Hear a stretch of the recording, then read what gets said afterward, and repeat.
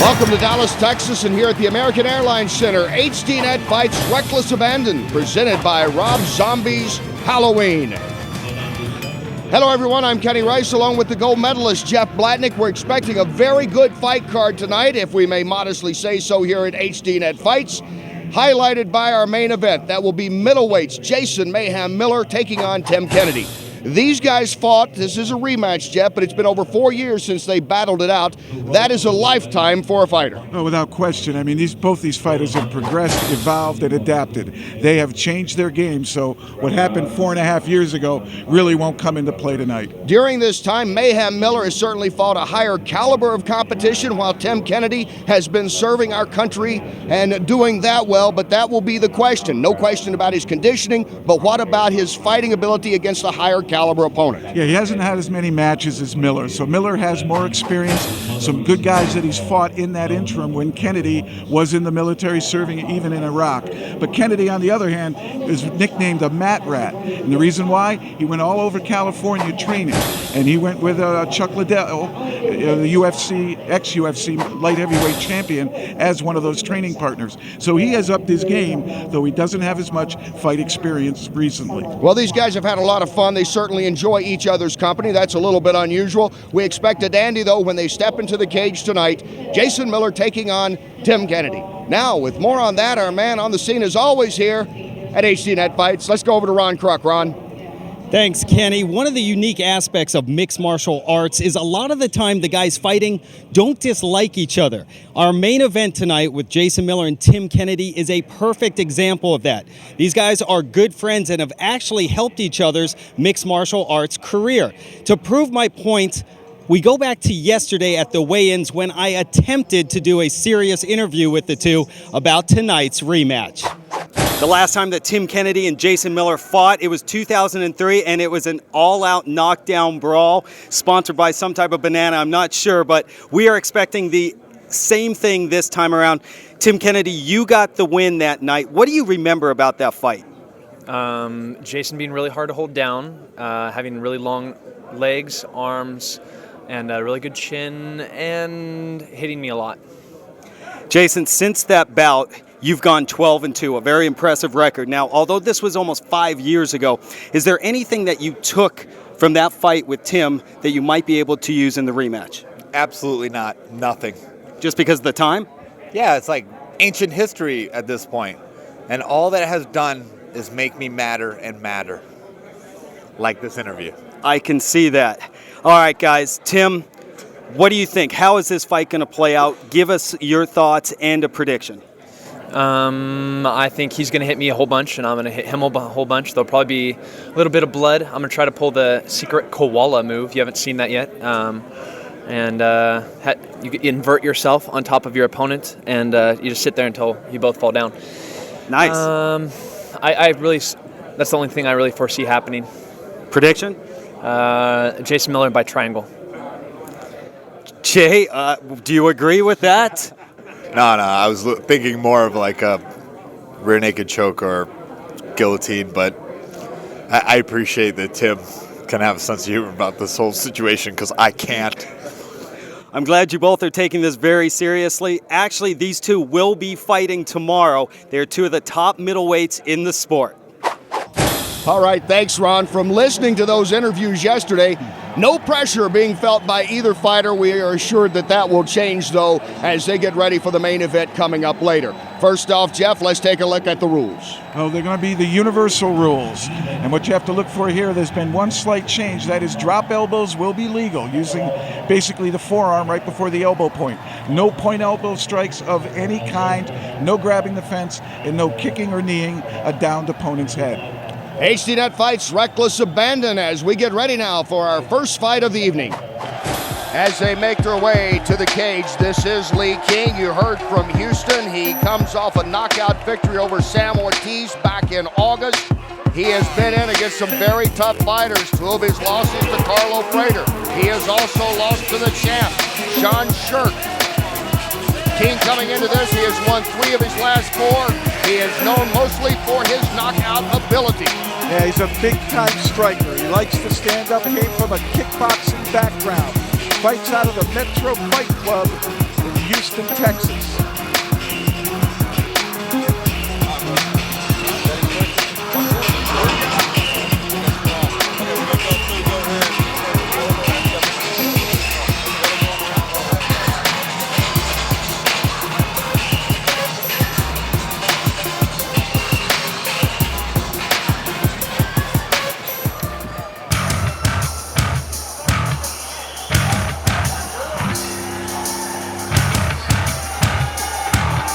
Fellow Texan Marcus Lanier now making his way to the cage. Had a 5-fight win streak stopped back in late summer. Lost the TKO to Tim Estes. Lanier likes to talk about his well-rounded game. He's 50-50. He had number of knockouts, number of submissions. So certainly in a young fighting career, he has backed it up with the talk of being the well-rounded fighter. When I talked to Marcus, he said he wants to start standing. He's aware of King's striking ability. He says if he doesn't like it, he'll bring it to the ground and go for the submission there.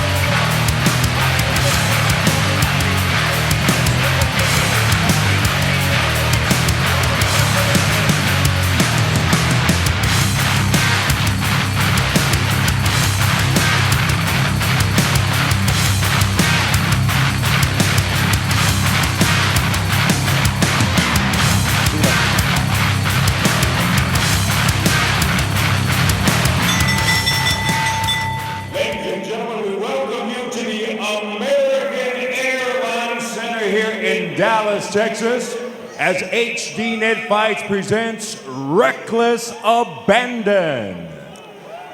Being sponsored by Rob Zombie's Halloween on DVD, on the unrated director's cut, December 18th. These bouts are being sanctioned by the Texas Department of Licensing and Regulation. Executive Director is William Kuntz. Boxing Administrator is Dickie Cole. Combative Arts Administrator is Jose Gregorio Alvarez. Keeping time and track of knockdowns, we have Edwin Sparks along with Shannon Miller.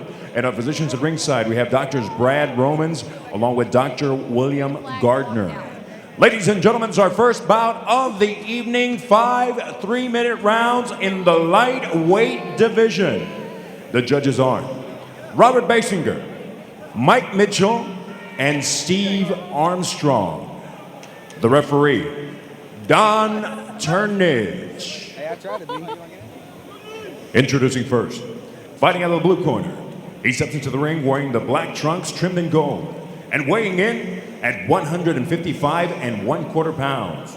He is a Muay Thai practitioner with a mixed martial arts record of 7 victories, 11 losses, and 1 bout even. Representing Houston Metro Fight Club, Houston, Texas, Lee King.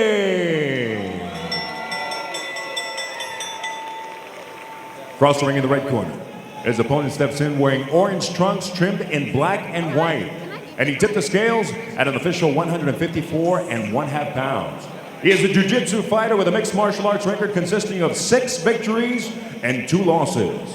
Representing Texarkana Jiu-Jitsu, Mount Pleasant, Texas, Marcus Lanier.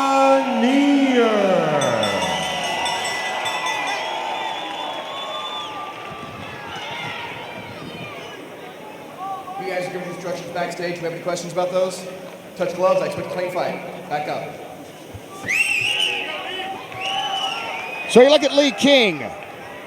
10 of those losses have been by way of submission.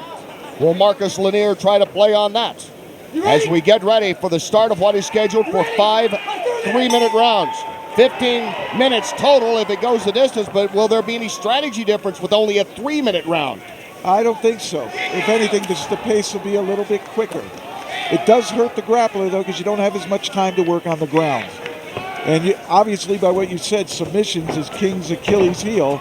And right away, Lanier trying to bring King down to the canvas. Lanier has him against the cage. They're listed the same size, different body build. King actually looks a little taller, and working on that leg very hard right now is Marcus Lanier. Looks like he's going to get it. He's into the hip pretty tight. He sure is expending the effort. Still working on that single leg. Needs to circle with that leg, force him to bounce away from the fence. Lee King holding tough and delivers a knee to the midsection of Lanier. Certainly King's takedown defense is very adequate here against Lanier. Well, we know one thing, he's got a strong right leg. A lot of that was the right arm. It's called a whizzer, ripping the arm up that's grabbing your leg, takes a lot of the leverage and power away from your opponent. But this clinch is something that Lanier seems to like, though King now under both arms. And King delivers another knee. Remember, King has tremendous kicking ability. That has to be on the mind of Lanier as well. Well, this is how you take out a kickboxer, is you don't give him any room to go ahead and throw. Up against the fence like this, King really can't get into offense. The only strike so far, though, the knees by King to the midsection of Marcus Lanier. As Lanier continues to push against the cage, has Lanier up. Lanier has King against the fence, but so far has not been able to take him down and has expended a lot of energy here in the first round of this fight. Well, he finally did it. He changed levels. In other words, he's bringing his hips down. He's going lower on the leg instead of standing straight up.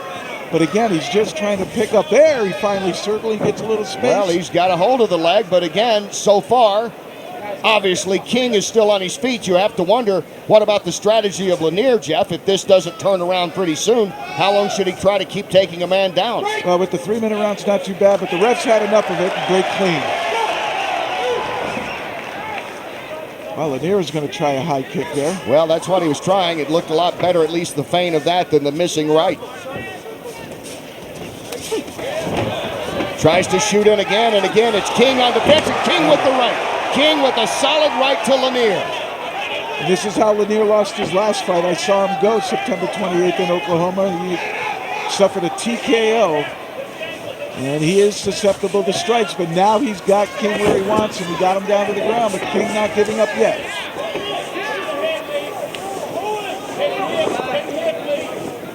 Lanier taking a punishment here in this first round. And King, time after time, avoided the takedown. Round one, Lee King.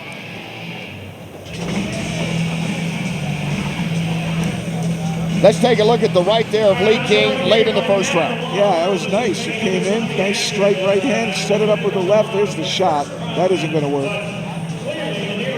You need a good penetration step in there. Here comes the knee, and there's that nice right hand.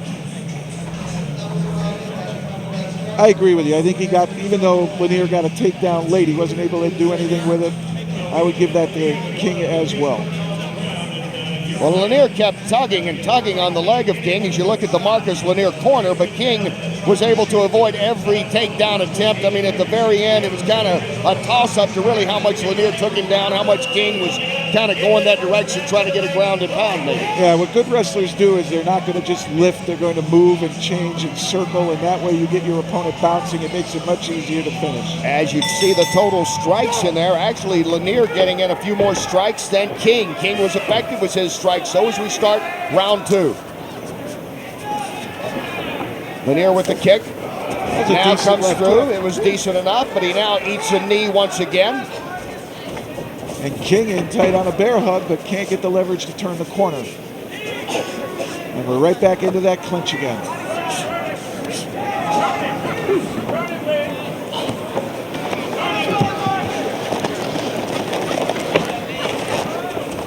This is where we left off at the start of the first round.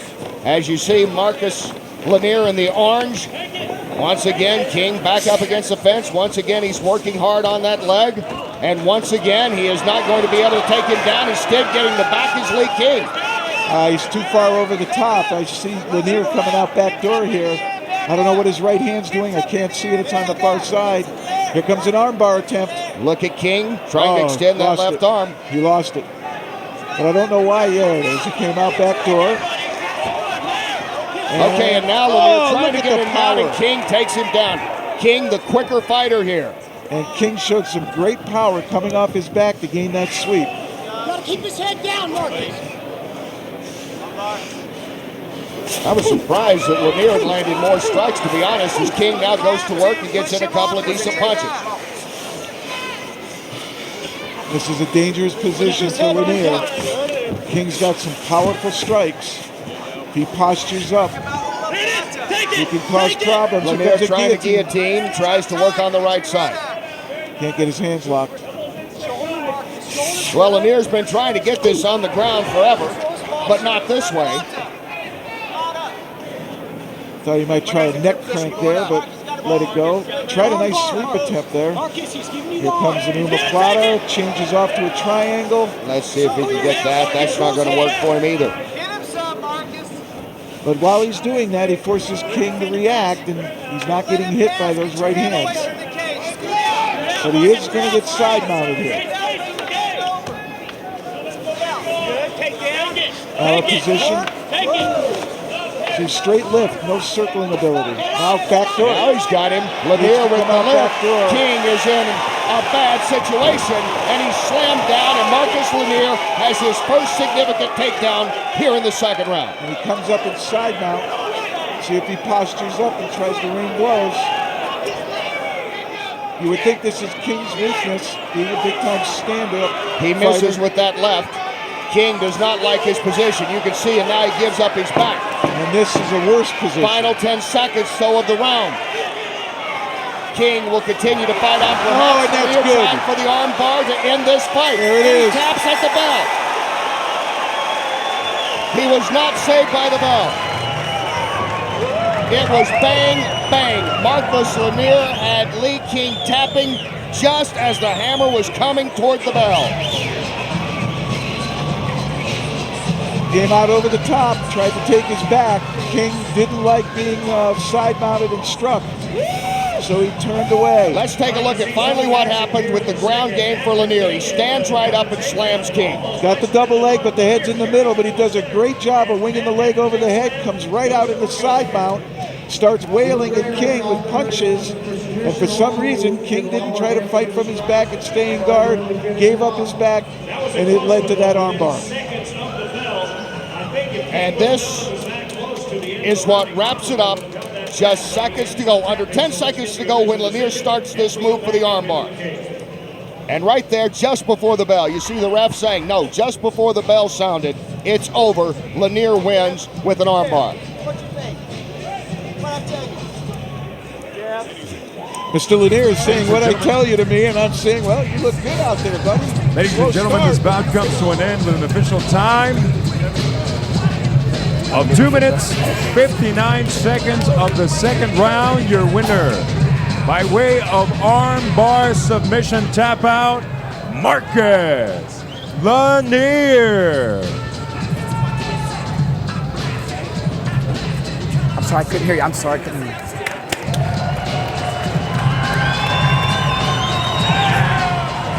By an eyelash, hear it. Marcus Lanier submits Lee King just before the end of the second round.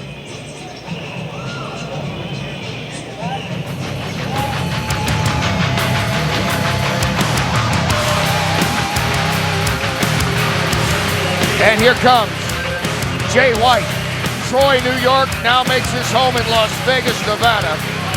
And if you look at just imposing and presence, he's one of the most intimidating guys in this whole building. As a fighter, though, he has not had much success in terms of one-loss record. You see 1-5 with one no contest. He has had the win over Eric Shaver, but he has lost twice to Jeff Munson and once to Jake O'Brien. So in a young career, he has been in with very tough fighters.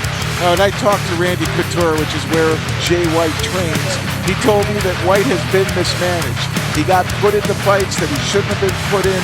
Randy's trying to turn his career around. And hey, Jeff Munson is a great MMA fighter, and he had him twice in a row. He was supposed to fight Munson's team opponent, but that guy got hurt, so Munson stepped in again. And White did well, but got caught. Here comes Pat Castillo, the Texan, who is relatively new to the mixed martial arts game in terms of his pro experience. He did have, among other victories, a very impressive decision win over Matt Thompson. We've seen Matt Thompson here before on Hdnet, who is one of those rangy, good strikers, good boxing technique. And Castillo, known for his kicking ability as well, came away with the win. Now, his last three have gone the distance, 2 wins and a loss in that. As you see that Matt Thompson, one of the prominent of his 3 victories.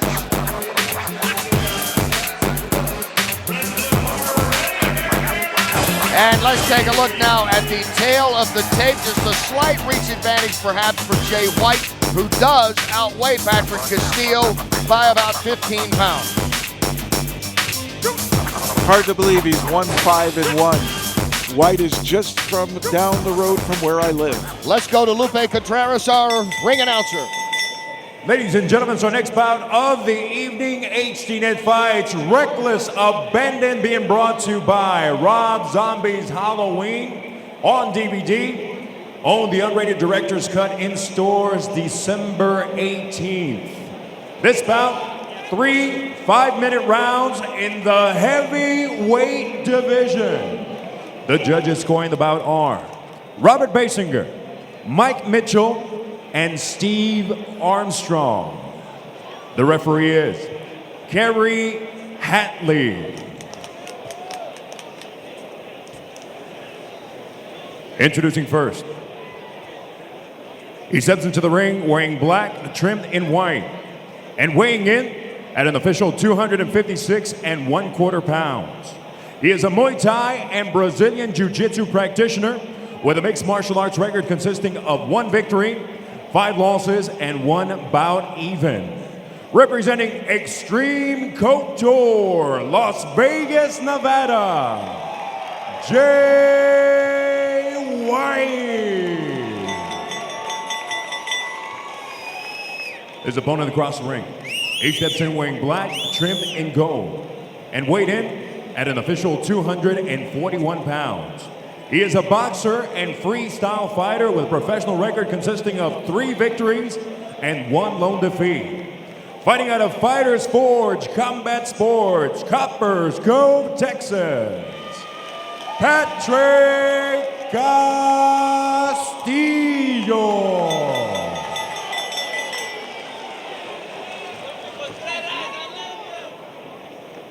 Okay, been giving you pre-fight instructions in the dressing room. I expect a clean fight and a hard fight. Any questions here?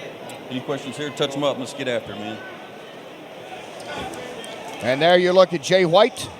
We will see what happens now with this new game plan that the champ Randy Couture has laid out for him. Certainly a lot of talent, certainly athletic ability for White, as we mentioned, and with some very tough fighters.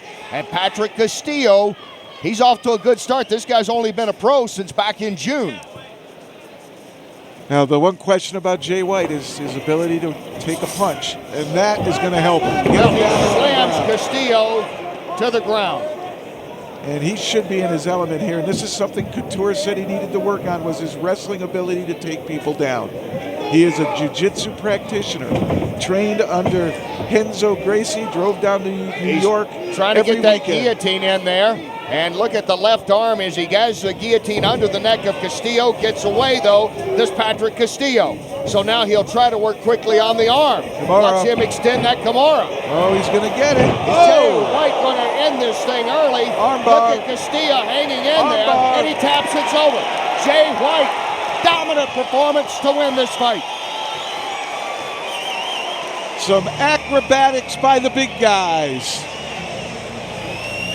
Jay White, control from the opening bell. Whatever he's been doing at Extreme Couture, it worked. Now that Kimura, boy, he wrenched it, and Castillo had no choice. He had to come right over the top. Here you see him get it. Stands up, and now watch the power that White has right here. Bam! Now he gets the leg across the face, straightens out the arm. There's your armbar. So Jay White picks up his second professional victory, making quick work of Patrick Castillo here. And Troy, New York is happy via Las Vegas. Let's go now to Lupe to get the official time on that win by White. Ladies and gentlemen, this bout comes to an end by way of arm bar submission with an official time of 50 seconds of the very first round. Your winner, Jay White.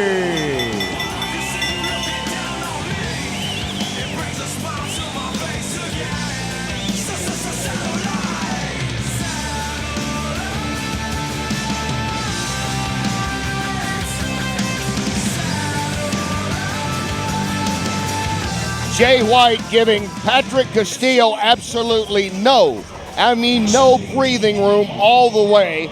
Couldn't get the guillotine, went for the Kimura, kept working him, and Castillo was on the defensive all the time. And right here, that left leg across the face sets the chance to get the arm bar, straightens the arm out, arches, and there's your tap.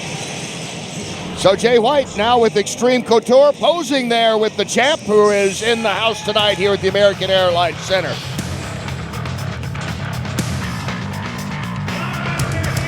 Here he comes. Tristan Yunker bringing the style from Anderson, Indiana, the 22-year-old. The last time we saw him in action actually here on Hdnet was when he lost the IFO title shot against Rob Kimmons. That stopped a 3-fight win streak at the time. You see the 12-6 record. Let's see, what do you think he likes to do? One knockout in 12 wins. Yes, he wants to take it on the ground. He mentioned the Kimmons loss. He has a victory over Clay Guida. Well, I got to watch him over at Extreme Couture, watched him go through the workout, and he is impressive on the ground at jiu-jitsu. He came into this fight go heavy.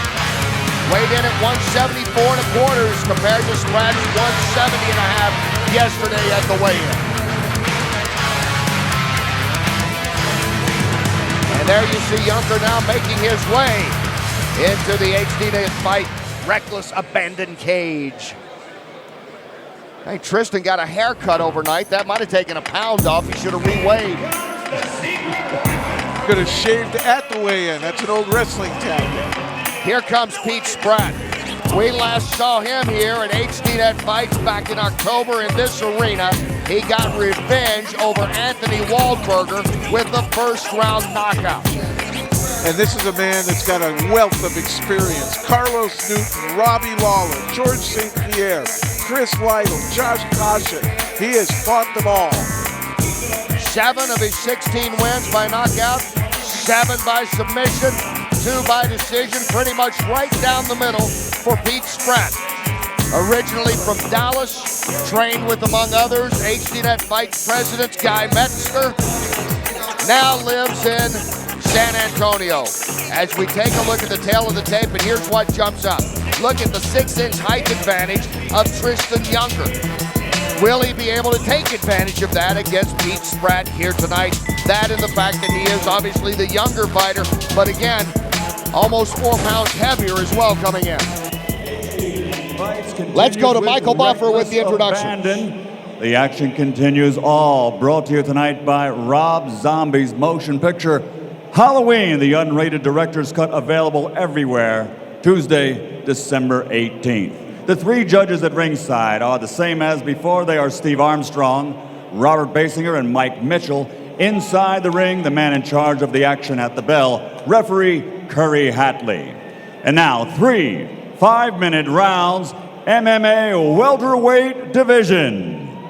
Introducing first, fighting out of the blue corner, wearing white, he stands 6 feet 3 inches and weighed in officially at 173 pounds. His record, 12 victories, 5 defeats. From Anderson, Indiana, Tristan Yunker. And his opponent across the ring, fighting out of the red corner, wearing red trimmed with black. At 5 feet 9, he officially weighed in at 171.5 pounds. 18 victories as a mixed martial artist, 10 defeats. From San Antonio, Texas, Pete, the Secret Weapon Spratt. Here we go. Here we go, gentlemen. Pete, let's go. Okay, gentlemen, I've been giving you pre-fight instructions in the dressing room. All right? Any questions here? Any questions here? Keep it clean, keep it hard, gentlemen, and let's touch them up and get after it. Here we go, man. Right here, Tristan, right here. Certainly nothing secret anymore about Pete Spratt. We know what a cagey veteran he is. Really, yesterday at the weigh-in, Tristan Yunker had at least 7 inches more hair on his head and about another 3 inches around his chin there with the beard. As round 1 begins, Yunker upset with himself that he came in heavier than he wanted to be for this fight. Yeah, he lost a quarter of his purse for that poor effort at weighing in. But there is no, even though his nickname is Secret Weapon, it isn't a secret. Spratt's got a right hand. And if he hits you with it, it's lights out. Yunker trying to go in there and get the takedown. Hanging with it, Yunker, the former wrestler out of Ashland University, still staying with Pete Spratt. Excellent job of working up the leg. Look at that finish. And Hooking Yunker the gets wrist. it to the ground. What a beautiful finish. Tristan Yunker, his fights in mostly in submission one way or the other. Win or lose, 14 of his 17 have ended in submission. 11 of those victories for himself on the ground. This guy's only 22 years old, is Yunker. He has been busy for a long time. Now Pete Spratt is on top and delivers the best punch so far. Watch the right hand. And again, Spratt again. This is what Kimmins did to him. He reaches back and comes right in with the right You hand. see the cut over the left eye of Tristan Yunker. Pete Spratt delivered a bomb to the left eye of Yunker, blood coming out. He obviously saw the Kimmins fight. It's exactly what Kimmins did. And Yunker in trouble early. Spratt just positioning himself, trying to draw back and land another. He's landed 8 out of 10, now 9 out of 11 punches. Armbar attempt, but not enough. Spratt stands up.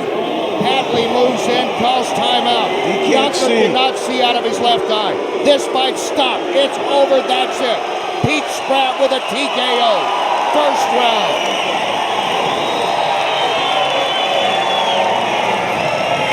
Yunker did it again. He laid on his back with the guard, and he paid for it as Spratt belted it with a right hand. Look at young Tristan Yunker, got in trouble early. Here he looks good. And then Pete Spratt reverses and takes over this fight in the first round. Yeah, the key mistake there was he just backed into him with his butt to get over the top instead of stepping over. Spratt rolled him through. Look, reach back, bam! I don't know why Yunker isn't sitting up here to close the distance. Does it again, bam! And now they start raining down. That first punch opening the cut, you see blood already over the left eye of Tristan Yunker, and he could not see anymore. That eye closed up shut, and Pete Spratt comes away with another victory, his 8th by way of knockout. And there is the secret weapon sailing up to celebrate. Let's go to Michael now to get the official time. Ladies and gentlemen, referee Curry Hatley steps in and calls a halt to the contest. The official time, 1 minute, 38 seconds of the very first round. The winner, Pete, the secret weapon, Spratt.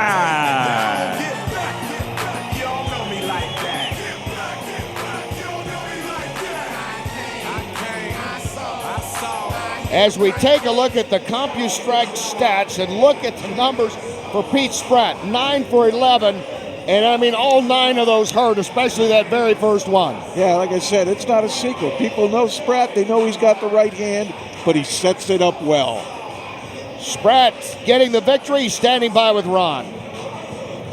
Okay, with the secret weapon, Pete Spratt. And Pete, we knew you were one of the premier strikers in this division. Once again tonight, you proved that. Yes, Tristan's a game opponent, but first off, I'd like to thank God for putting me in this position to be here. And my girlfriend, my family, my Southeastern Oklahoma State friends and family that are here. But, it was another test, I needed to get another win for Hdnet. And, I had a good time. Oh, yeah. And I got to thank my attorney, Kermit Hill, man, because without him, I wouldn't be here tonight. Well put. Now, you had told me you'd been working Brazilian Jiu-Jitsu straight for the last 7 months. I did see a nice reversal there, but you didn't get to showcase all your skills. Well, Tristan had a game plan. I knew what his game plan was going to be, and I had to remain patient. And when he tried for that signature submission that he has, I just know I had to make sure I defended that, get the reversal, which we worked at in the workout room, and everything happened good. I landed a nice shot, nice right hand, and that was the end of the fight. You had lost 3 straight before coming here to Hdnet fights. That's 2 in a row now. Why fight in any other promotion out there? Hey, Hdnet is being good to me, and as long as they have me, I'll be here. What's next, buddy? Whatever Hdnet wants, that's what's next. Sounds great. The winner, the secret weapon, Pete Spratt. As we look at Pete Spratt going to work, he has now 2 for 2 here on Hdnet fights, both those ending with first-round knockouts. All right, so we turn your attention back to this side of the arena a moment ago. Randy, the natural couture, now standing in between us. He doesn't need much of an And Spratt in total control of young Tristan Yunker here in this first round as he picks up the victory. And it was a rough night for Yunker, a rough trip down here to Dallas. He is a very game and talented young fighter, had trouble making his weight, but really I think he'll be better off to move up in a weight class down the road. Now here at American Airlines Center, there is a legend, in addition to our own legend, Ron Kruk, of course. Ron?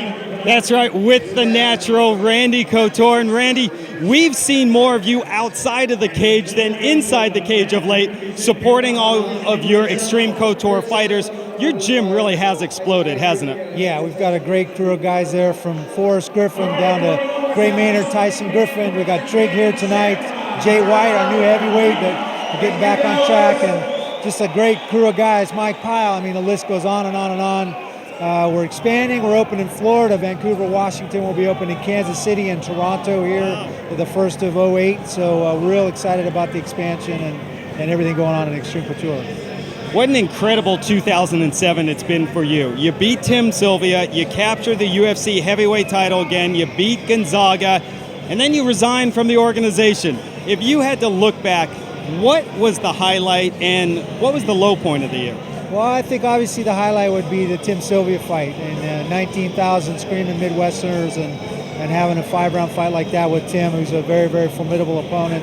If there is a low light, I guess it would be that Fedor signed with another organization, with M1, and made the chance of me being able to fight him and kind of settle the debate on who the #1 heavyweight in the world is a lot tougher. And so that led to me resigning and trying to pursue that fight outside of the UFC. Last question, it's the question all MMA fans want to know. When can we expect you back in the cage, and will you be fighting for the UFC? Well, unless the UFC wants to do a co-promotion with M1 and make the Fedor fight happen, I'm going to have to wait till my contract expires. I have no intention of breaching that contract. That expires in July. My employment contract expires with them in October, so I would assume that the soonest you'll see me fight Emelianenko will be in October. Well, we look forward to that. We wish it was sooner, but we'll take it. Randy, thank you very much. You bet. Thank you, guys. All right, Kenny, Jeff, back to you. All right, thanks, Ron. Always good to see the natural. Coming up next, we're going to see some talented light heavyweights. Robert Villegas, Krzysztof Soszynski. This is considered by the odds makers to be straight up even. Robert Villegas from Corpus Christi making his way to the cage. All of his victories by way of submission. He had a no contest against Dennis King over 2 years ago when an inadvertent headbutt put a cut over Villegas' head. He could not continue on with the fight. But you see that 7-1. Again, when he gets him to the ground, he has stopped. His last win coming over Jesse Vasquez just a few weeks ago. His strengths are his cardio, his versatility, and he's very technical, and he is one monster physique. He looks powerful, and it'll be interesting because Soszynski's no slouch either, but this guy is huge. I asked Villegas yesterday about that no contest to Dennis King because he has not fought a great deal since then. He said, I'm in no rush. I pace myself. I want to get the fights that I want when I feel like I'm in the shape that I can be in. Here's Krzysztof Soszynski. At one time, just a little over a year ago, he weighed 265, was fighting as a heavyweight, is down to a very lean 205 is Soszynski, and has moved on to fight with Team Quest now, where he's been training. 14-8-1, 6 of those wins by way of knockout. He has won 5 of his last 8, but he's had a couple of tough losses in the International Fight League, including a 13-second knockout from Ben Rockwell back in August. We look here at the tail of the tape. This is just about dead on even, maybe Villegas with a slight reach advantage. Now this is going to get settled in the middle of the cage. Power will not be lacking. Let's go to Michael for the official introduction. And now, ladies and gentlemen, the action continues here in Dallas, Texas, as Hdnet Fights presents Reckless Abandon, sponsored by Rob Zombie's Halloween, the unrated director's cut, available everywhere Tuesday, December 18th. The three judges at ringside shall remain the same inside the cage. Your referee in charge of the action is Don Turnage. And now 3 5-minute rounds in the MMA light heavyweight division. Introducing first, fighting out of the blue corner, wearing red with white letters. Standing 6'2", he officially weighs 205 pounds. 7 victories, only 1 defeat. From Corpus Christi, Texas, Robert Villegas.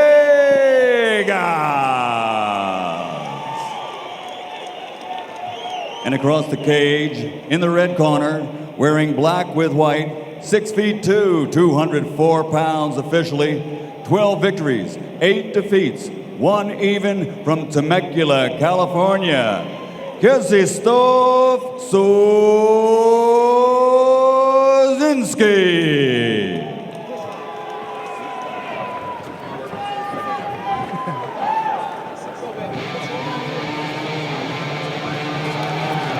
You guys understood the rules that are given to you? Any questions before we start? Touch gloves. You ready to do this? Back up. Don Turnage, the referee, as you look at Soszynski, and there is Villegas. Soszynski fought with the LA Anacondas in the International Fight League, started out with Boss Rutan and then Sean Tompkins as his coaches, is now working out with Team Quest, where he's been going against Dan Henderson and the likes of Sokuju to get ready for this fight. He said he's quicker and he's better with his stand-up game as you look at his southpaw stance. Yeah, he's a southpaw. Villegas is a right-hander.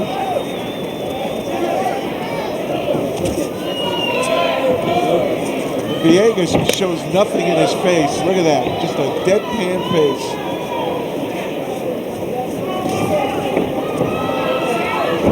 There's a good low inside kick. That one stunned.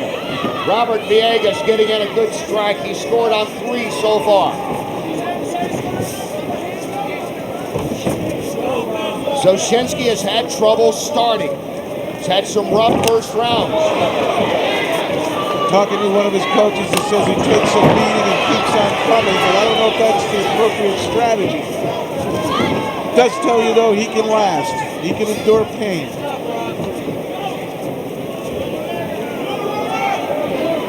I almost wonder whether Soszynski should sit still and make Villegas come to him.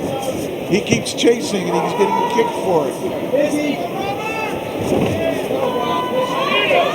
Villegas again, working that kick inside to the thigh. And Soszynski hasn't unloaded that left hand yet. Villegas is quick. Yeah, he is, especially with that right leg. Flashes the jab.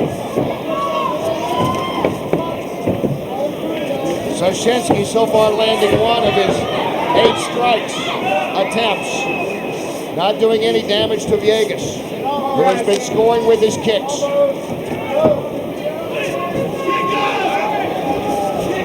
think Villegas might be setting up a lead right. Villegas just waving that left arm out there a little bit. Doesn't appear to be too concerned. You wonder if the left-handed Soszynski would be able to take advantage and shoot in there with the left at some time. Even if of course, he's got to get close enough. Right, it's got to be a straight left, too. Tries the high kick off the shoulder, deflected by Villegas.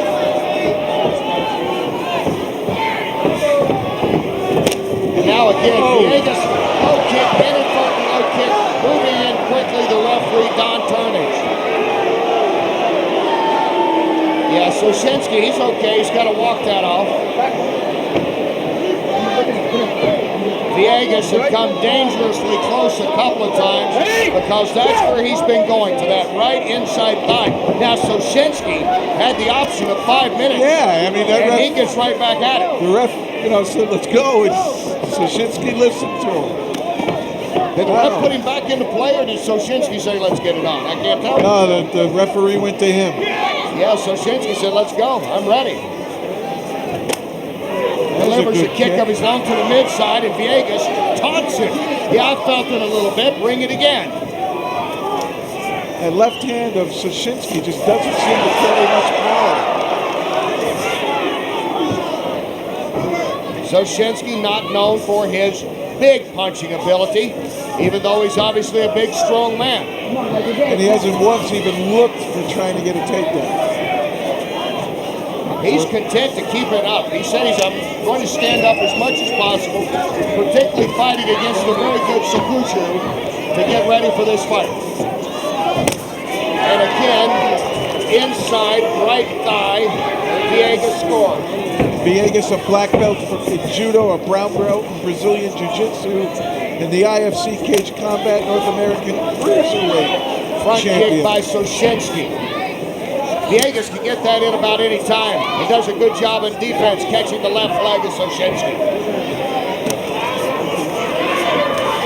Krzysztof now throws some leather, at least letting him know as he was able to get that right jab in. Soszynski should feint more. He should act like he's going to take him down. Try to confuse him a little bit with his defense. Soszynski has absorbed some punishing leg kicks and has not backed out.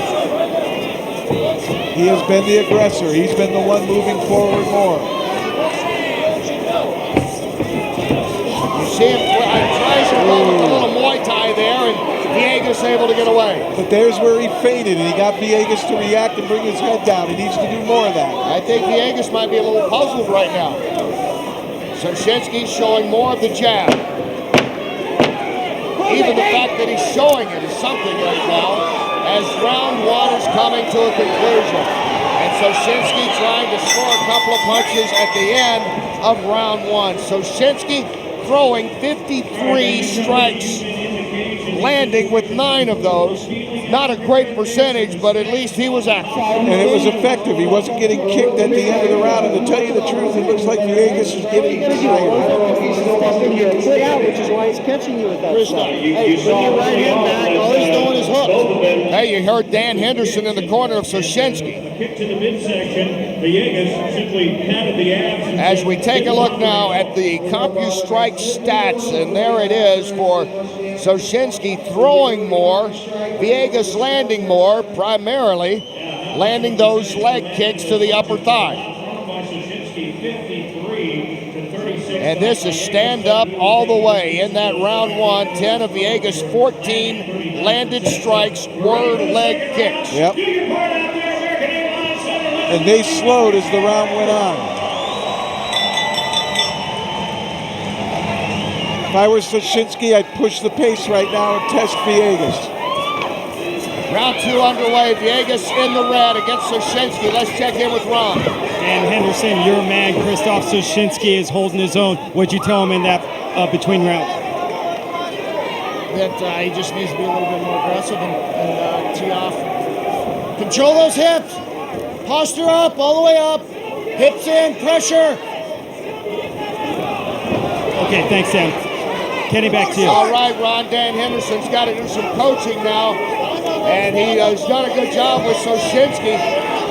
And maybe this is why Soszynski didn't want to go to the ground. He's got to work on that heel hook. Villegas trying to make him submit here. Soszynski trying to get out. Keep coming around. There you go. Now you're in a position. Oh, he could have been belted there. But again, looks like Villegas, mouth open. He looks tired. Soszynski is in excellent condition, so he says. Well, if you drop that much weight, there's only one way you can do it. You can't starve. You got to work it off. Boss Rutan has praised him for his conditioning, talking about how Soszynski likes to run that steep hill outside of Boss's training camp at Thousand Oaks, California. Now his training just as intense, moving over to Dan Henderson's camp. Villegas is in trouble here. He's reacting to every punch thrown now. And that's an easy takedown for Soszynski, but the fence stops it. And there it is. Soszynski gets it down right in front of our broadcast position. Soszynski going 25 punches to 5 for Villegas. Even when they're not landing, they've been effective, and he is in a good position right now. I'd back out, make him stand up and hit him again with the left. I think that's what he's going to do. This lets Villegas kind of recover a little bit. He's giving him that leg. He's got to watch out, doesn't he? Getting that leg staying around Villegas, he'll get tripped up. Villegas is holding on to it. Now he retreats from it. Get up, he says. Don Turner said, yeah, let's He's tired. Villegas is a tired fighter, and he's knocked down by Soszynski. Was that a knockdown as much as a flop? That was a flop, I believe. I think so, too. He flopped on purpose, hoping that Soszynski would come down. He's just covering up. I'd be throwing bombs. Yeah, Soszynski having none of that. He said, come on, we're standing this thing up. Soszynski at his best. This is one of his best stand-up fights. Oh, good uppercut. Good uppercut from the right side. Soszynski continues to wail. I don't know what this is. That's called timidity. To take it down. That is a flop, not a takedown, not a knockdown. Villegas wants to go to the ground. It's called timidity. There's the left hands now. That's what he needs to keep doing. There's a good shot. It's called preservation because Villegas is getting whipped in the stand-up game by Soszynski. Well, he's suffering from lung damage more than anything else. And that's it. That's it. The referee moves in and stops it. He will have none of that flopping. Villegas flops down again, and the fight is called. I don't think I've ever seen it that way. Oh, I've seen plenty of flopping in the day, but never quite so much. Yeah, I know. He's tired. He started gassing. That left hand of Soszynski couldn't even get close to him in the first round, and it started finding him consistently in the second. Now, this is the third time he's done it. Third time he's done it. That does not get in. That does not get in. Villegas better on the ground, getting whipped in the stand-up, wanted to get into the ground. And then look at Soszynski. He's even said, I didn't hit him that hard. Yeah, if he wanted to flop, he should have done it off the knee.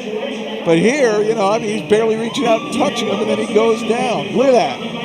Well, Soszynski outlanded Villegas 20-4 in round 2. 20-4. He was clearly dominating the fight, but I don't think I've ever seen one called because the guy kept flopping. He didn't want to stand up and fight. Now we call it timidity in the rule book. I call it. He started suffering the ultimate submission, and that is lungs, cardio. Let's get the official verdict. Back to Michael. Ladies and gentlemen, referee Don Turnage has to call a halt to the bout. The winner on a disqualification. The end comes at 3:15, round number 2. Krzysztof Soszynski.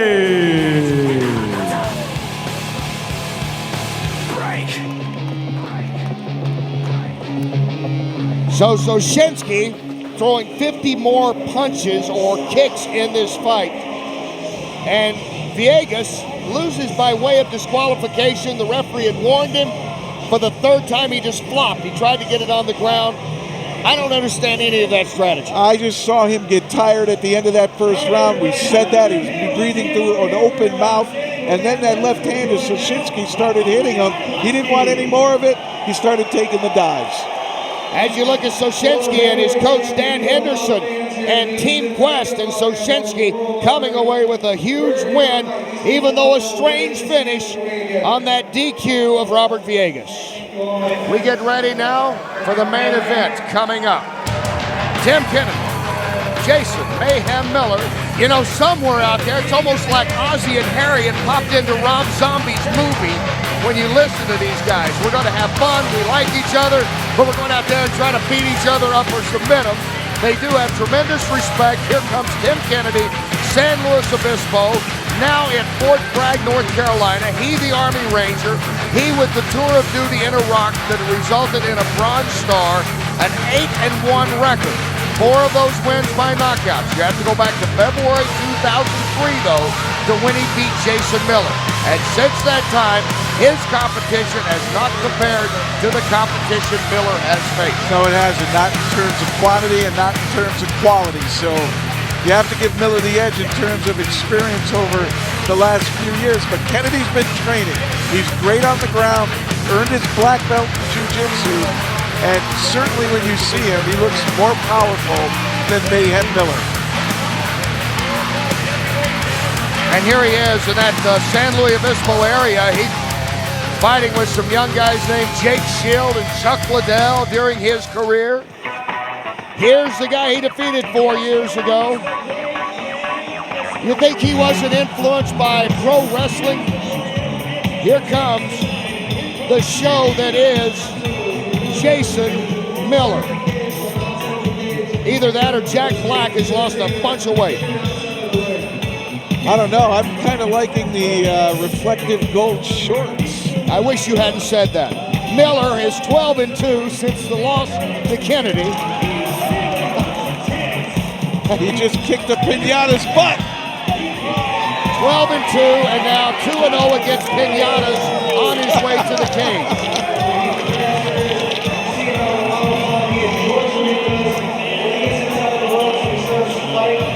And you see the record of 19-5 overall, mostly by submission.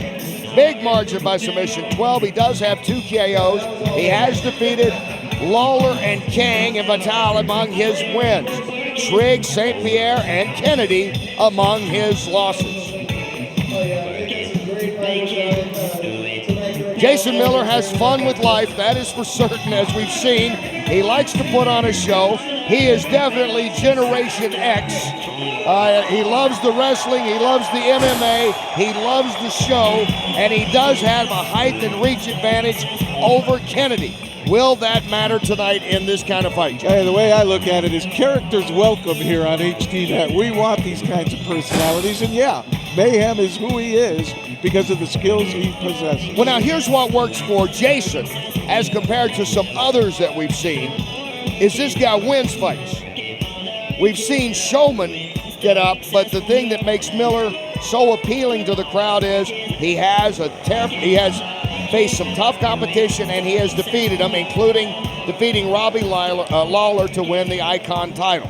Well, he backs up his antics with some impressive displays of MMA. Let's go to Michael Buffer for the introductions. Ladies and gentlemen, from American Airlines Center here in Dallas, Texas, Hdnet Fights presents the Reckless Abandon main event of the evening. Sponsored by Rob Zombie's Halloween, the unrated director's cut, available everywhere on Tuesday, December 18th. This contest is sanctioned by the Texas Department of Licensing and Regulation, Executive Director Bill Kuntz, Boxing Administrator Dick Cole. The 3 judges assigned to the cage, Steve Armstrong, Robert Basinger, and Mike Mitchell, and inside the cage, your referee in charge of the action, Terry Hatley.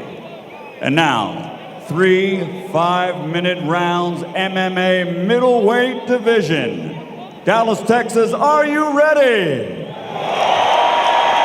MMA fans, are you ready?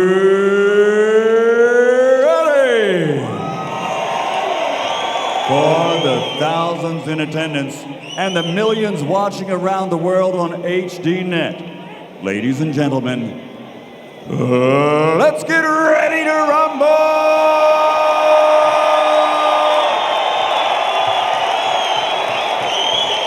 Fighting out of the blue corner, wearing black, 5'11" and officially weighing in at 185 pounds. His first contest, a defeat. Since then, undefeated in 8 consecutive fights. From Fayetteville, North Carolina, U.S. Army Ranger, Iraqi War, Bronze Star hero, Tim Kennedy. And his opponent, fighting out of the red corner, wearing red, trimmed on, white with black, 6'1", officially weighing in 186 pounds. MMA record, 27 victories, only 5 defeats. He's from parts unknown, including Temecula, California, Jason Mahon Miller. There you go, bro. Put your mic back. I'm done. Instructions in the dressing room, right? Expect it to be clean, fight hard. This is the main event. 3 fights. Any questions? Touch them up, man. Let's get at it. Well, here it is, the rematch. Jason Miller, 12-2 since that loss to Kennedy. Tim Kennedy, the only time that he has gone the distance in his career was that decision win 4.5 years ago over Jason Miller. He's been fighting in the International Fight League as a Gleason, and he will be fighting there in 2 weeks on December 29th. And round 1 is underway. Good kick by Miller. Kennedy gets the takedown. It's on. It almost looked like Kennedy hurt his leg with that leg kick. Miller now working the guard. Kennedy trying to pass. Kennedy has faced accomplished fighters, but this is the toughest fighter we believe he's faced since he last faced Miller in 2003. And Miller going to work here. And Miller's keeping himself upright. Staying right in there. Gives Kennedy a hard time and trying to move up the body. Flashes the guillotine a little bit to keep him honest. Can't hit there with the knees because he's grounded. Right against the fence. There's Miller. That's illegal. He's grounded. And moving in quickly is Kerry Hatley to explain it to Tim Kennedy. Let's go. Jason Miller doesn't appear upset. If you hit and come straight up, no problem. Okay, here we go. Ready? Let's go. Well, they broke the position for some reason, and I don't know exactly why. Did he throw a knee? Did he throw a rounding elbow?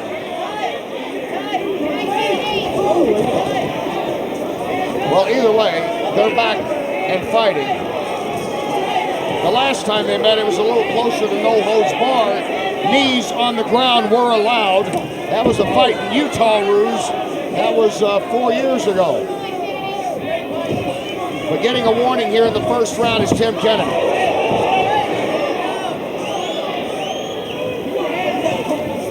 Kennedy follows up with a good combination. It's a second right hand in a row for Kennedy. Kennedy's punching appears to be better. For a man known mostly for his groundwork. And now Kennedy again. Keeping Miller away with those big swings. Kennedy has landed 10 of 24 strikes. These two are teeing off on each other. Miller likes to kick.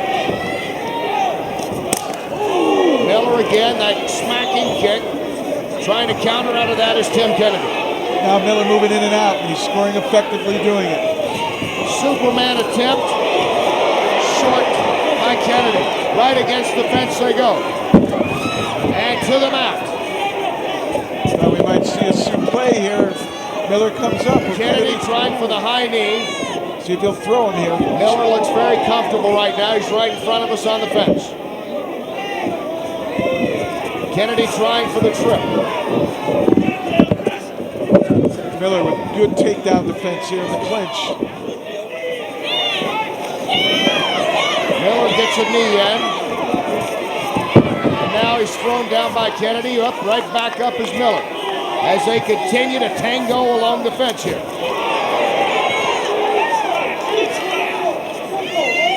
Each fighter landing over 40% of their strikes. Kennedy has landed 16 out of 38 so far. And he does have the one takedown. Miller now getting more active. Miller throwing the kick, but grabbing the leg and taking him down is Kennedy. And they're out in the center. Kennedy may have a chance to work now. Kennedy trying to get around and get in for that rear naked choke action. Not going to happen right now. Almost got it in that time. Slipped in and out. So he'll drop some elbows. In a good position to do it. He wants to get the mount. Tells me he wants to ground and pound. He's trying, but he's got it. Now he gets there briefly. Now he takes his back. Let's see if he goes for the rear naked again. Instead, he gets in a couple of more punches, does Tim Kennedy. They steal the round here with this big effort at the end.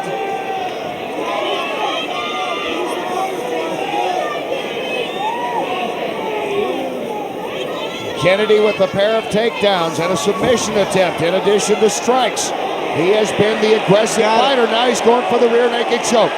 He has that right arm in, but maybe Miller will make it through. Yeah, final seconds, so Kennedy will try to unload to get a few more strikes in. Miller taking punishment Kennedy, for those bombs. Impressive at the start of this fight. And receiving a lecture from referee Kerry Hatley as he goes back to his corner about early on in this fight. A blow while he was down. Anyway, this is the action in the middle of the cage. And shooting in and getting the single leg takedown here is Kennedy. And then Kennedy getting some punches in. Kennedy with 2 takedowns in that first round. He landed on 20 of his 53 strike attempts. Kennedy, the more aggressive fighter in that first round, as we take a look at the CompuStrike stats. And you see the 3 submission attempts by Kennedy, very active. Miller had 1 of his own. Let's see what happens right now. Kennedy probably run that round with that big burst at the end of the first round. Kennedy, the more aggressive fighter throughout so far, as round 2 gets ready.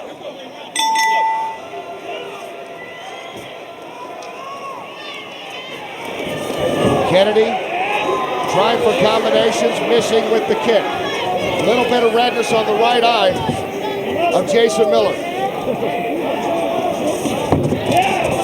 Nice combination, right, left hook kick. Kennedy has stayed with that game plan here in the first round plus. Circle out, circle out. Kennedy gets away. Miller trying to get the takedown. Instead, it's Kennedy now will try to work here. He's got to be careful. He can take his back. He's trying to squeeze around the arm. He's going to get there. He's got his back. Let's see if Kennedy can go to work.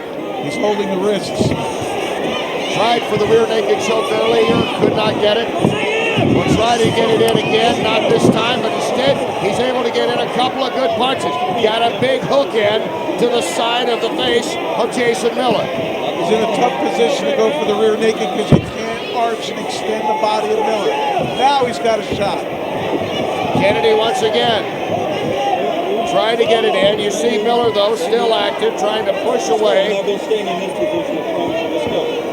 is where you don't want to burn all your energy trying to force a move that's not there. Well, Kennedy already has thrown 19 strikes, landing 6 of them in this round. And once again, trying to work on the RNC. And he's not sure. No, he's not under the neck, and he's going to get swept. Good job by Miller tucking his chin. Kennedy unable to sink that rear naked choke, and now Miller has an opportunity in ground and pound. Kennedy pulling on the head to close the distance, but Miller working with his left hand.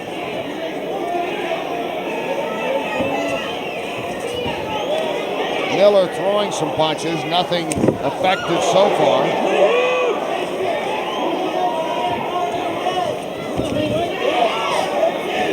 Kennedy now underneath the hips with his feet, might be able to push him away. Miller settles back into top, half guard by Kennedy. Well, at this stage, and you wonder if Kerry Hatley will consider standing him up here in just a moment. If there's no more action, he can do so. It's improved, it's improved. You hear him saying improved. I think we're probably getting close to that. Miller starting to wear on Kennedy here.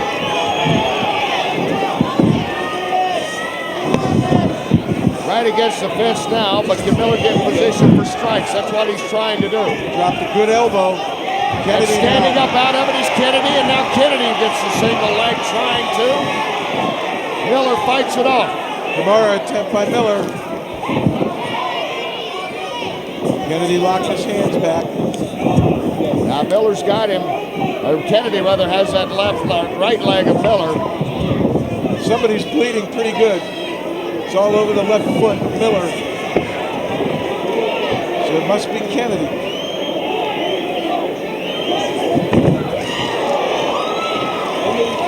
And trying to spin around to the side now is Miller. And now Miller moving over to the side. There is a cut on Tim Kennedy's face around the eye bridge of the nose area. And there was a good drop elbow by Miller earlier, and that might have done that damage. Well, as we've seen before, elbows create a lot of blood, even if they don't always really hurt the opponent. I think they're going to stand him here. Hadley is. Now he wants a timeout. Look at the blood on the face of Tim Kennedy. And that's the timeout call. They're going to take a look at Kennedy and see if he can continue on here. We're guessing it's a cut by an elbow, certainly a cut, and it's gushing blood right now.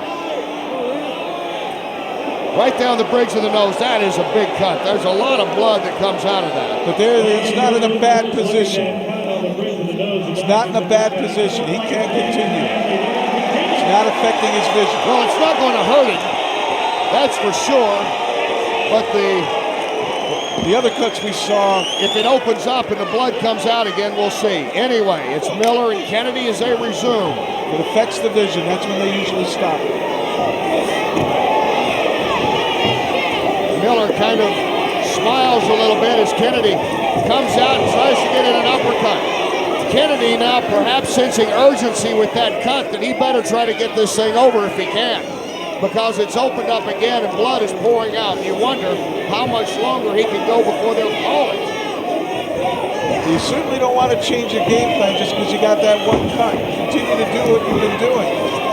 You have to wonder in the back of their mind, though, are they thinking they'll stop this fight? Yeah, you're right. I'm I mean, good, that's there. There's no question. Yeah. Right. But the place of that cut is in a good spot for Kennedy. Final seconds of the round. Miller trying to get a few more punches in. And Kennedy will have an opportunity for his corner to work on that cut.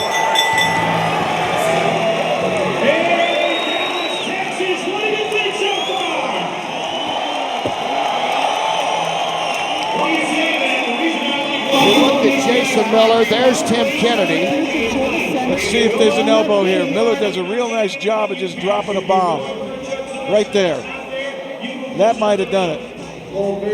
That might have been it. There's blood already on the face there. You can see it on the right side of Kennedy, so that probably was the elbow. You see the work being done in the corner of Tim Kennedy. That is a deep cut across the bridge of the nose.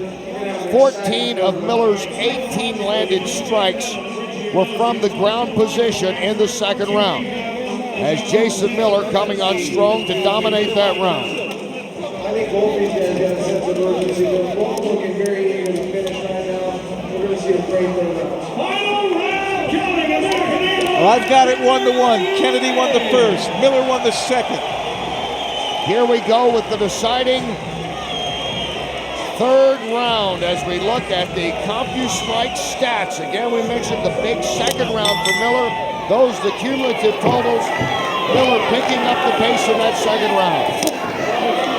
Kennedy won a decision. The only other time they've met 4.5 years ago. Clinching against the fence, Kennedy wants a takedown. And he gets mounted. Miller now firmly in control. The momentum clearly switching to Jason Miller in that second round and continuing here. Butterfly guard by Kennedy, he might make it up. Blood again pouring from the nose of Kennedy, and the blood is coming in his eyes now. You wonder about his vision. Well, that will be the telling tale. Blood in his left eye area.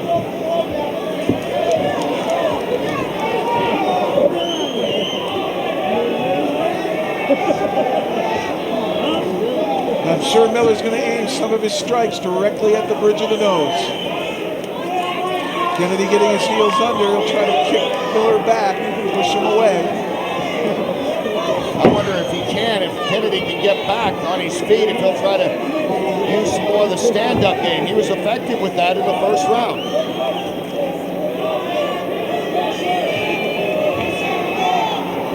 Miller again, 12 of his wins by way of submission. He's very comfortable here on the ground.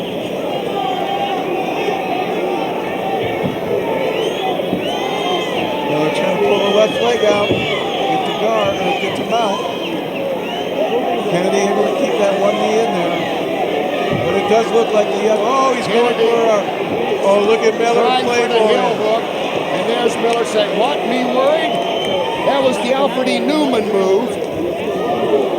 That was the pro wrestling move. Talking with the audience while you're fighting.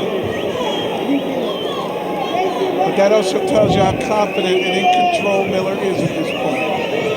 Mayhem Miller draws blood and has since controlled the fight. That blood is all over the face of Kennedy. And that comes from a small cut above the bridge of the nose, by the way. This has not been a pounding that Kennedy's taken, but it would look that way if you just tuned in. It would look like Rob Zombie has stepped in and started directing this fight. Well, let's see what happens now. The doc will take a look. If he just wipes the eye clean and says the cut's not any worse, they may let him continue.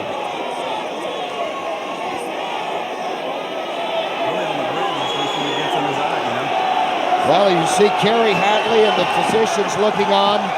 You see that cut. Anytime there's a little bit of pressure, it's going to gush out.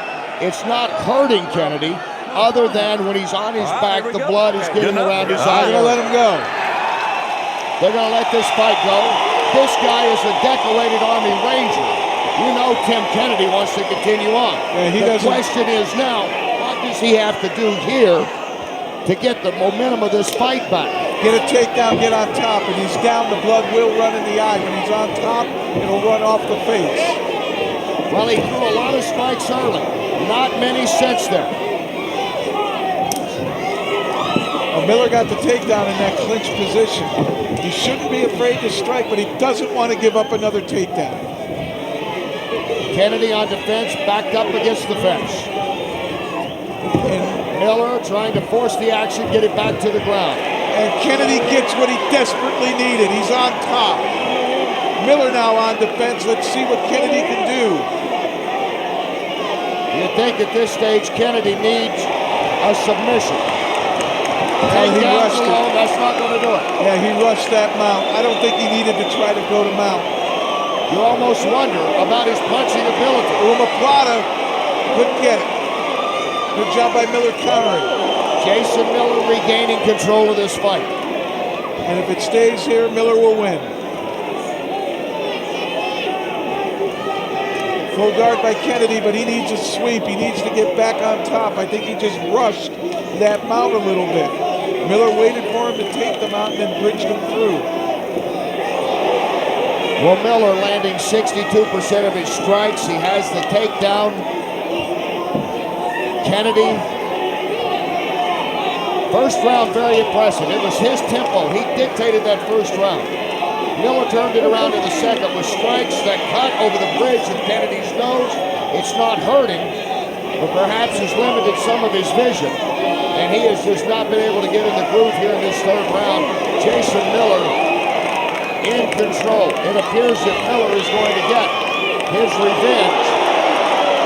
Miller going right after hammer fists to the face, and that's going to open up that cut again.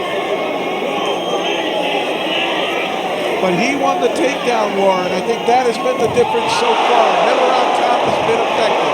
And Miller trying to close out with a flourish.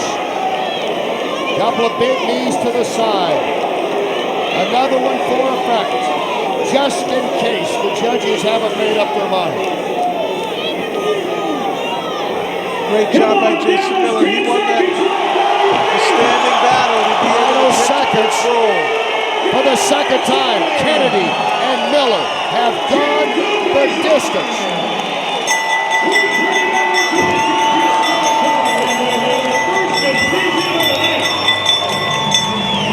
the crowd appreciates the action here in Dallas as you look at Mayhem Miller.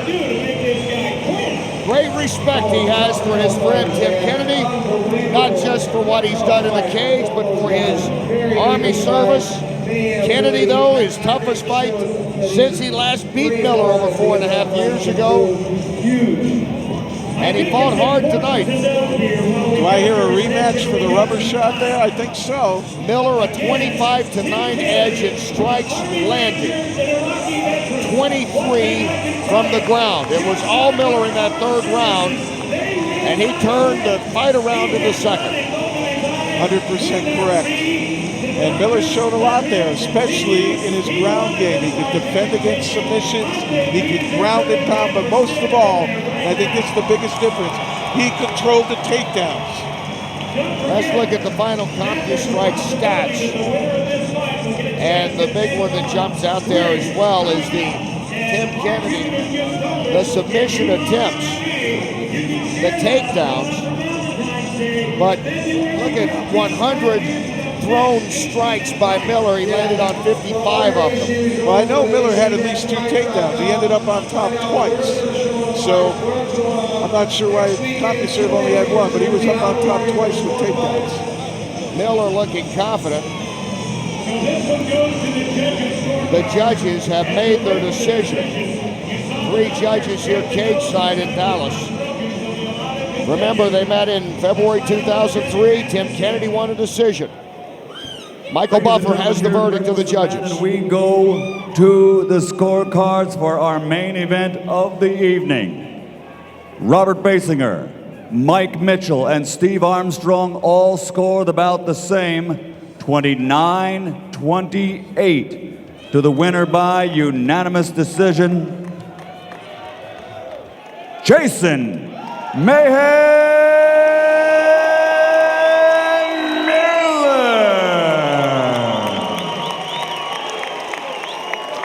Jason Miller wins the rematch. Over a very game, Tim Kennedy. 2 times it met, 2 times it has gone the distance. You just wonder now, Jason Miller, Frank Trigg down the road. Standing by with the winner, let's go to Ron. All right, it's the post-fight interview everyone has been waiting for. Jason Mayhem Miller. What a fight. We knew on paper this one could be an all-out war, and you two didn't disappoint. Man, it was. Let me explain something to everybody real quick. Before you leave, yeah, I'm talking to you. Hey, man, I just play a tough guy on TV. Tim Kennedy, U.S. Army Ranger. He is a real American hero. Please give it up to him. I appreciate what he does for the country, man. Very classy, Jason. Give us your take on this fight, man. I mean, this one was all over the place. Man, I knew I was going to have to bite Tim on the neck to get him to quit, man, and I didn't want to go that far. I just want to say, everybody watching on High Def TV, everyone here in Dallas, man, thank you guys for supporting this great sport. Jason, with this win, this sets up maybe a rematch with you and Frank Trigg. What are your thoughts on that? Oh, hell yeah. First off, I like to fight Mark Cuban if I can. We'll go wallets. Bring everything you got in your wallet. I don't think you want to do that, man. Winner take all. Yeah, I do. Jason Miller, once again, you did not disappoint the Mayhem Monkeys tonight. You get a win over Tim Kennedy and a piñata. Congratulations. Mayhem Monkeys. Your winner, Jason Miller. And the man who will enjoy himself throughout this evening, Jason Mayhem Miller, coming away with the unanimous decision victory.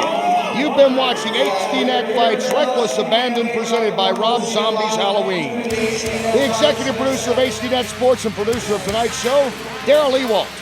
Our director, Hank Lena. Features produced and edited by Bo Vonsegrun. Graphic and video playback produced by John Galpin. Hdnet Remote Engineering by Dan and Daniel Neighbors. The CEO of Hdnet Fights is Andrew Simon. Senior producer Steve Tornabene. Special thanks to our great crew here tonight in the Big D. For my broadcast partners, Jeff Blatnick and Ron Kruk. I'm Kenny Rice. You've been watching Hdnet Fights. And so long, everyone, from Dallas.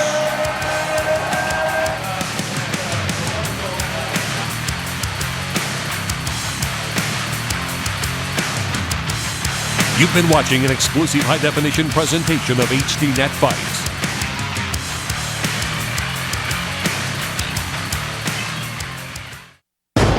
Go inside. The struggle and the glory.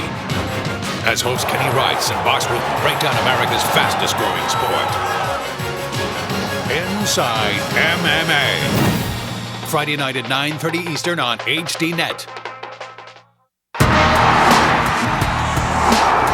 You know the legends, Fedor, Bas Rutten, Chuck Liddell. Prepare yourself for the future. Jay Huron, Wagner Fabiano, Tim Kennedy, Jason Mayhem Miller. Today's fighters, tomorrow's champions. Hdnet Fights. Friday at 10:30 Eastern, 7:30 Pacific on Hdnet. Your new home for MMA.